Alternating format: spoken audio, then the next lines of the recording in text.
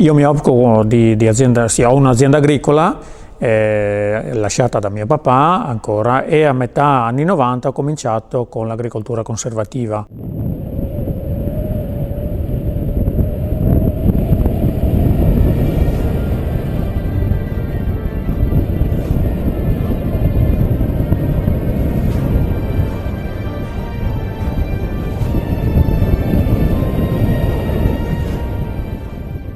Di cosa si tratta l'agricoltura conservativa? Si tratta di pochissime lavorazioni, mantenendo il suolo sempre coperto, quindi o da residui della coltura precedente o da culture seminate intercalari, così vengono chiamate, e queste qua sono fatte per arricchire il terreno da sostanza organica e anche per mantenerlo coperto dalle erosioni del suolo, quindi da vento, da piogge battenti, come stanno succedendo ultimamente in questi ultimi anni. Siamo partiti con abbastanza difficoltà perché era poco conosciuta qua da noi, o in realtà almeno io la conoscevo poco.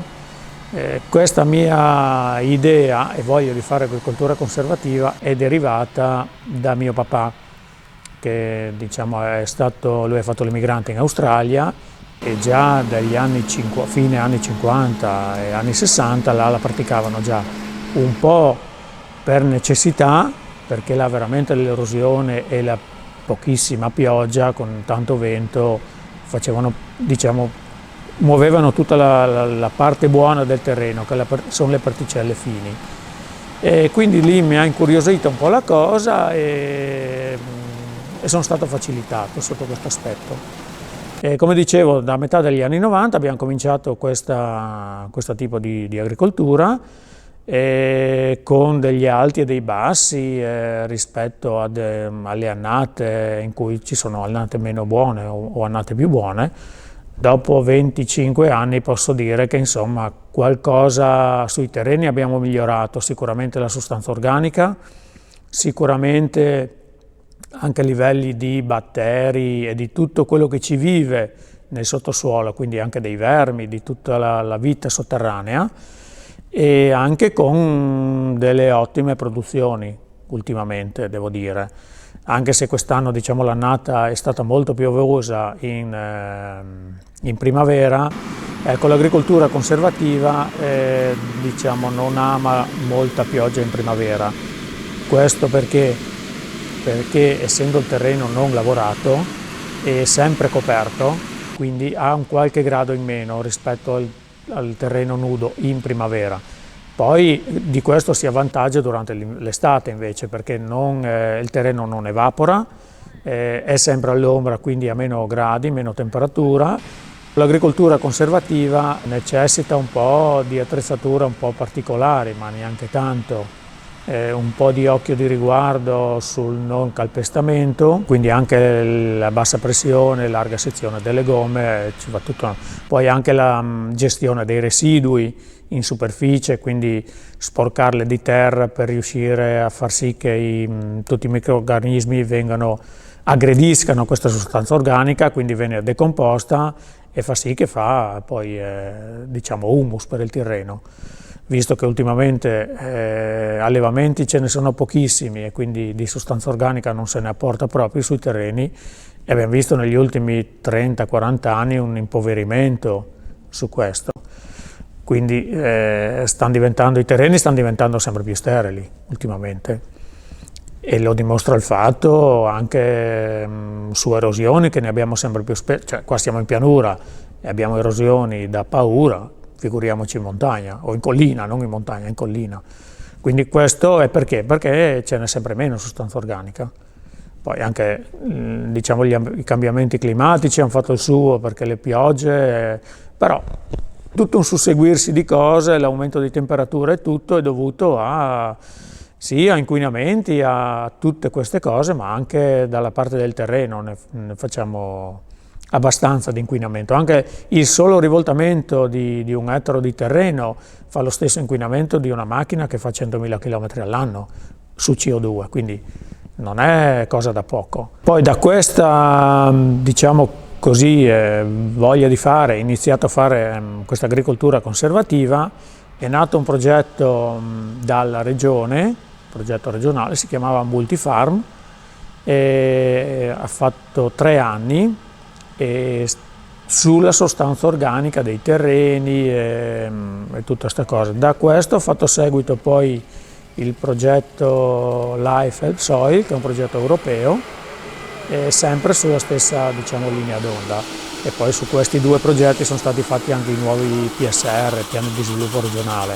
La zona qua, specialmente il medio e basso Friuli, era quasi tutto mais, monocultura, e quindi abbiamo veramente impoverito i terreni. Sull'agricoltura conservativa c'è l'obbligo della rotazione, ma non è un obbligo solo cartaceo, è un obbligo anche, diciamo, culturale, agronomico, su questo, che minimo si fanno le 3 culture, ma anche 4 o 5, quindi si diversificano poi le famiglie botaniche della cultura da reddito, e si cerca di diversificare anche poi sulla cultura da sovescio, intercalari, così come si diceva prima. Adesso si utilizza anche, ma questo vale un po' su tutti i tipi di agricoltura, anche la mappatura di resa, che viene fatta con la macchina da raccolta. Questo fa sì di, diciamo, riuscire in qualche maniera ad abbassare i costi di produzione. Questo vuol dire sia su prodotti chimici diserbanti che anche su concimi, quindi si dà qualcosa di più dove serve e molto meno dove produce poco, però questo aiuta un po' tutta l'agricoltura, non solo quella conservativa. Altro da dire sull'agricoltura conservativa, ecco, una cosa da aggiungere, che visto anche i costi che ci sono ultimamente, anche sul gasolio si risparmia mediamente 45-50% di gasolio per ettaro in meno su stessa coltura, quindi parecchio inquinamento in meno anche sotto forma di fossili. Anche le ore in meno sono notevolmente meno. Ecco, diciamo che i tempi di semina e di raccolta sono un po' più ristretti, perché mentre su un'agricoltura convenzionale 2 giorni di sole, adesso per dire una cosa, si entra, sull'agricoltura conservativa ce ne vogliono 4 o 5, sempre per agganciarsi al discorso di prima, il non calpestamento. Il terreno è all'ombra, quindi ha qualche grado in meno, è all'ombra e quindi il sole non riesce ad asciugare. Da prove fatte dall'Università di Udine ci sono anche 5 gradi in meno, parlo di temperatura del terreno, su cultura estiva, che può essere soia o mais o qualcosa, dove il terreno aveva una pacciamatura, ci sono anche 4-5 gradi in meno, quindi non poco. Un terreno coperto da cover crop in estate passa i 60 gradi quando ci sono le giornate veramente calde. Terreno questo parlo di cover crop, non di cultura da reddito. Terreno coperto da cover crop 40-42 gradi, ma questa è una cultura da sovescio. Quindi tantissima differenza sotto questo. A 60 gradi il terreno diventa sterile. Perché? Perché si asciuga. Giornate ventose, tutte le particelle fine se ne vanno e sono le migliori, come si diceva prima, quindi rimane la zolla grossa, e la zolla grossa è priva, o quasi, insomma non dico priva, comunque ha moltissima meno sostanza organica e quindi è più friabile, si dilava poi con le piogge e di nuovo le particelle fine se ne vanno nei canali, e quindi anche per questo abbiamo trovato per tanti anni diciamo i nitrati e tutto quello che ci va dietro sulla laguna di Marano, anche perché il terreno non trattiene più niente. Quindi ecco, questo è un grosso problema. L'agricoltura conservativa questo, diciamo, lo aiuta parecchio l'ambiente sotto questo aspetto. Trattamenti, allora, insetticidi ne facciamo pochissimi, quasi nulli, anche su culture, non so, da mais, che fanno diversi trattamenti anche, diciamo, quando il mais è grande. Noi quelli proprio assolutamente non li facciamo e riusciamo a fare comunque un bel mais sano, senza fumonisine o altro. E su concimi siamo, allora di azotatura siamo circa la metà, perché l'altra metà, quella che ci serve, ce la porta diciamo la cover antecedente, quindi cerchiamo di fare sempre comunque delle colture intercalari, diciamo in precessione mais, in cui catturino dell'azoto atmosferico e lo rilasciano nel terreno nella cultura successiva. Ecco, cerchiamo di fare questo, quindi siamo circa a metà azotatura rispetto a un'agricoltura convenzionale. Se non è la metà, comunque il 40% sicuramente in meno. E poi trattamenti, come si diceva prima, o nulli o pochissimi, trattamenti insetticidi, altri trattamenti non ne facciamo. Sono convintissimo dell'agricoltura conservativa, quindi la pratico nella mia azienda e anche una buona parte dei miei clienti in cui ci credono, però non è che, siccome io ho anche un'attività di conto terzi, quindi andiamo a fare anche dei lavori su aziende che operano in agricoltura convenzionale.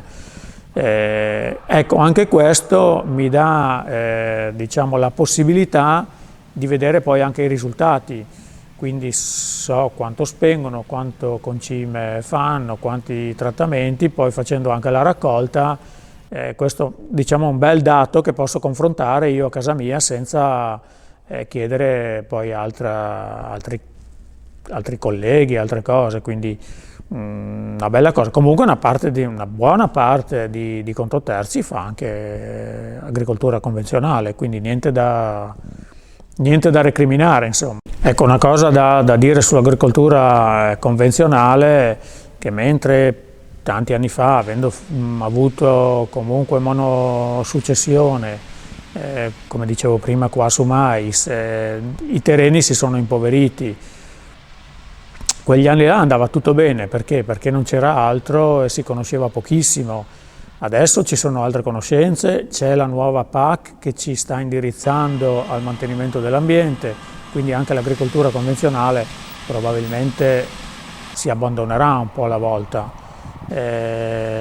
Sì, d'accordo, ci ha dato da mangiare fino a ieri, continuerà a farlo, ma dovremo farlo in un modo diverso, rispettando l'ambiente, non demonizzando come abbiamo fatto anche il secolo scorso, o anche lo stiamo facendo anche adesso, insomma, in maniera più lieve, ma comunque lo stiamo continuando a fare questo.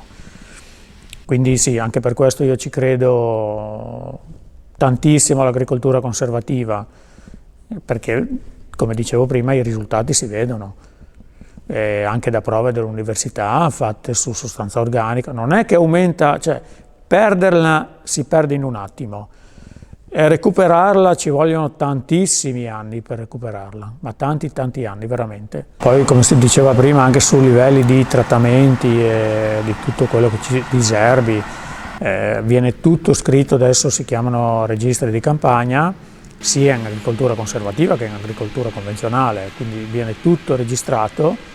Questo fa sì, anche per capire cosa ha fatto uno per produrre un certo mais o una certa soia. Ecco, questa è una cosa che fortunatamente adesso sono circa una decina d'anni che è obbligatorio questa cosa, verrà fatta probabilmente anche in un modo un po' più ristretto nei prossimi anni, quindi stanno vietando anche negli ultimi anni, stanno vietando anche diversi principi attivi che hanno trovati veramente dannosi.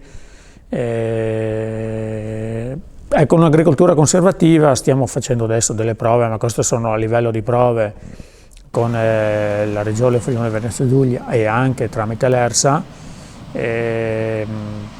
cercando di eliminare certi principi attivi che fino adesso in agricoltura conservativa sono stati un po' abusati, con risultati abbastanza buoni, cioè li abbiamo ridotti del 70% ormai, quindi c'è tanto ancora da fare, ma un passettino alla volta ci arriveremo, quindi non c'è niente ancora che siamo arrivati, che abbiamo finito, che c'è tantissima cosa ancora da migliorare per far sì di dare poi alla distribuzione, poi alla gente, un cibo sano da mangiare, ecco. Questa è la cosa principale in cui ci credo veramente e per cui io sto facendo anche agricoltura conservativa. Aquila del Friuli. Movimento politico friulano.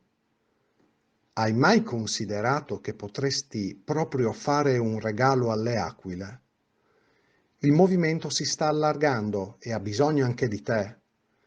Tante gocce, anche piccole, fanno il mare. Sei piccolo? Anche 10 euro possono essere di grande aiuto per la vita delle aquile. Sei grande?